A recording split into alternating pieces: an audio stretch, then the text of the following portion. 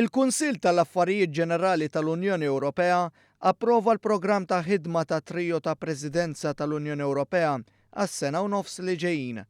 Trio li parti minnu hemm Malta.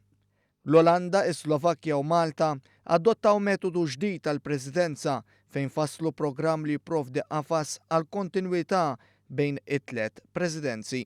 Il-programm jiffoka fuq 5 temi li spjegahom id-Deputat Prim Ministru Louis Grech. Il-miri huma fuq il-kompetitività ġifri l-ekonomija, tkabbir tal-ekonomija u l-impjiegi, għandek li nagħtu iktar saħħa ċittadini, għandek il-kwistjoni tal-klima u l-enerġija, għandek ukoll għalina importanti ħafna il-ġustizzja, il-freedom u s-sigurtà, allura tidħol il-dimensjoni tal-immigrazzjoni u terrorizmu.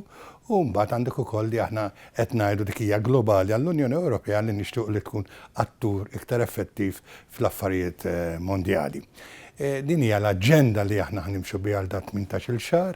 Fil-proċess għal dan il-ftehim, id-Deputat Prim Ministru Louis Grech u s-Segretarju Parlamentari Ian Borg kellhom numru ta' laqat matul l-aħħar snin mal-kollegi Olandiżi u Slovakki.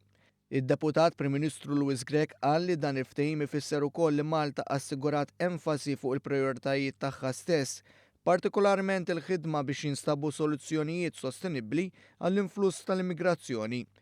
Prijoritajiet oħra għal Malta inkludu ħidma fit-tisjieħ tas-suq uniku tal-Unjoni Ewropea biex tkun inkluża dimensjoni soċjali u jkun sostnut it-tkabbir ekonomiku ta' Malta.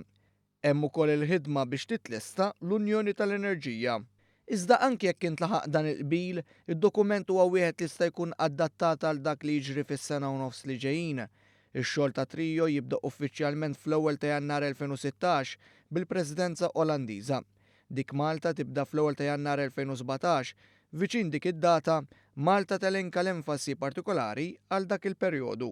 Iż-żmien nkunu qed ngħidu xi jkunu l-prijoritajiet ikunu fl-ambitu ta' dak li semmejna, però ovvjament imbagħad kull presidenza tibda jkollha l-issues partikolari tagħha li ħajkunu predominanti iktar minn oħrajn.